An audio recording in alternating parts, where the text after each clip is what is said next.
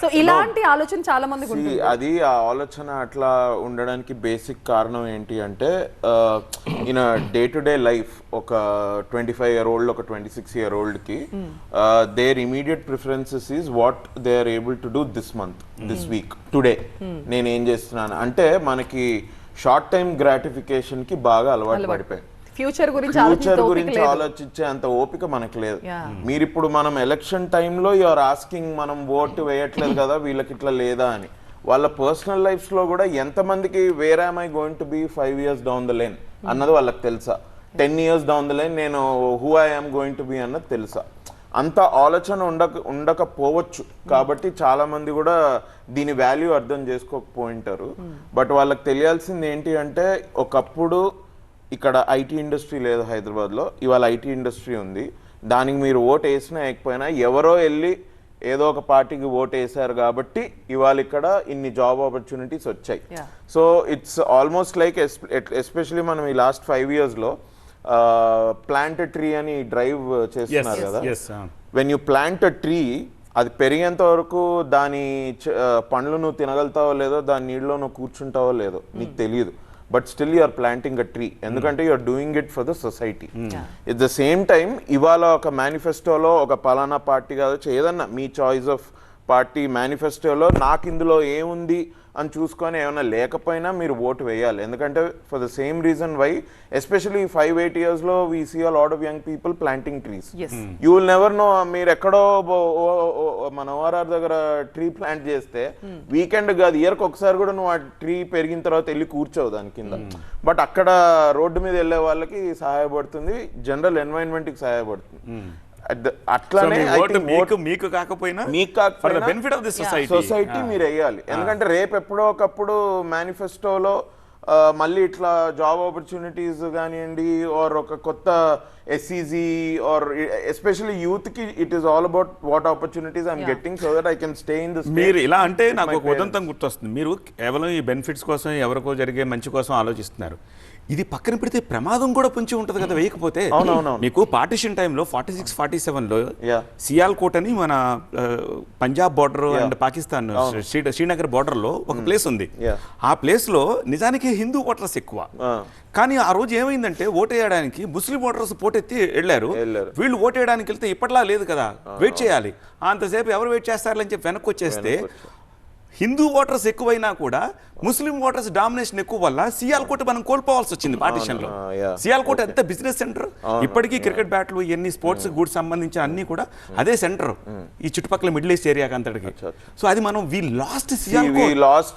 ప్రమాదం పొంచి ఉంటుంది ఓటు వేయకపోతే ఉంటుంది. అండ్ మీరు అన్నట్టు ఇవాళ సియాల్కోట్ కూడా ఇండియాలో ఉంటే అది ఎకానమీకి ఇంకెంత యాడ్ అయ్యేదో అయ్యి ఉండేది కదా. సో అప్పుడు వాళ్ళు వేయలేదు కాబట్టి maybe today we have some kind of loss. మన చిన్న నిర్లక్ష్యం కూడా పెద్ద మూల్యం చెల్లించాలి. మన బెనిఫిట్ మన పక్కాళ్ళ బెనిఫిటే కాదు ప్రమాదం పొంచి ఉంటుందని ఆలోచించి కూడా ఓటు వేయాలి కదా. ఇంకొక అవేర్నెస్ కూడా తీసుకురావచ్చండి. ఇప్పుడు ఇందాక చెప్పినట్టు ఇప్పుడు నేను ఎందుకు ఓటు వేయాలి నాకేం వస్తుంది అనే దానికింటే కూడా ఏం చేయాలంటే ఇన్ కేసు నువ్వు ఓటు వేయకపోతే నువ్వు ఏం అడగొద్దు. ఈ 5 years నువ్వు అలాగే కూర్చో ఏం అడగొద్దు రైట్స్. అలాంటి అవేర్నెస్ క్రియేట్ చేయాలి. అప్పుడు ఏమొస్తుందంటే అమ్మో రేపు ఏమో మనం కోల్పోతామేమో అట్లీస్ట్ ఆ భయమే వస్తుంది. సో అక్కడ వచ్చినప్పుడు నీకు లీడర్ నువ్వు సెలెక్ట్ చేయకపోతే నోటా వేసేసి లేదు నచ్చడ్ నీ if you are very clear about your leader. నేనైతే in my opinion NOTA could be a legal choice. నేనైతే అసలు నోటా వేసావు అంటే నువ్వు వేయనట్టనే నమ్ముతా. నా పర్సనల్ ఒపీనియన్ ఇది. ఐ థింక్ బెస్ట్ చూసి వేయాలి, 100% వేయాలి. ఎందుకంటే మీరు ఓటు వేసేవాడే నెక్స్ట్ ఇండియాని మార్స్ మీదకి తీసుకెళ్తాడు అని లేదు, మీరు ఓటు వేయకపోతే వెళ్తుంది అని కూడా లేదు. So it's not like that. It's ఎప్పుడైనా కూడా ఎనీవేర్ ఇప్పుడు ఒక కంట్రీ ఒక జీడిపి పెరుగుతుంది అంటే యు ఆర్ ఆల్సో కౌంటెడ్. మీ కౌంట్ కూడా ఉంది అందులో. మీరు ఇన్కమ్ ట్యాక్స్ పే చేస్తున్నారు కదా, మీరు ఓటు ఎందుకు వేయరు? మీ చాలా వాటిలలో మీరు ఇప్పుడు ఒక సబ్బు కొనుక్కున్నా లేకపోతే షాంపూ కొనుక్కున్నా మీరు సినిమా చూడడానికి వచ్చినా మిమ్మల్ని ఎవరు అడగలేదు కదా, బట్ జిఎస్టీ కట్ అవుతుంది కదా. So you are still contributing to the treasury, state treasury అవ్వచ్చు, సెంట్రల్ ట్రెజరీ అవ్వచ్చు. సో ఆ డబ్బుల్ని ఎలా ఖర్చు పెట్టాలి అనే దానిలో కూడా మీకు ఒక సే ఉండొచ్చు. సో ఈ ఓటు ద్వారా ఈ క్యాండిడేట్ వాళ్ళ మేనిఫెస్టో నాకు బెటర్ అనిపిస్తుంది, లేకపోతే ఈ క్యాండిడేట్ వాళ్ళ మేనిఫెస్టో నాకు బెటర్ అనిపిస్తుంది అనుకుంటే ఒకటి చూస్ చేసుకొని దానికి వేయడమే కరెక్ట్. అండ్ ఈవెన్ అంటే నోటా పెట్టిన కాన్సెప్ట్ కూడా ఏంటంటే ఓటు మిస్యూజ్ అవ్వకూడదని. ఇద్దరికి వేసే ఉద్దేశం లేనివాడు ఇంట్లో కూర్చుంటే దాన్ని ఇంకొకరు ఎవరైనా మిస్యూజ్ చేసేసే. అందుకని నోటా పెట్టారు. ఓకే, నిజానికి not even 1% on the whole NOTA, అది స్లోలీ తగ్గుతూ వస్తుంది కూడా. అండ్ ఇప్పుడు ఎలక్షన్ కమిషన్ బహుశా అది కూడా ఆలోచిస్తుందేమో, నోటా ఇంకా అనవసరమేమో తీసేయచ్చేమో అన్న ఆలోచన కూడా చేస్తుందేమో. Because it is decreasing. మొదట్లో నోటా పెట్టినప్పుడు 3-4% వచ్చింది, బట్ ఇప్పుడు నాట్ ఈవెన్ 1% తగ్గిపోతుంది. జరుగుతోంది అది. సార్ మీరు ఇప్పుడు ఇది ఆ మాట అంటే నాకు అనిపించింది. Just now I shared reel on my Instagram.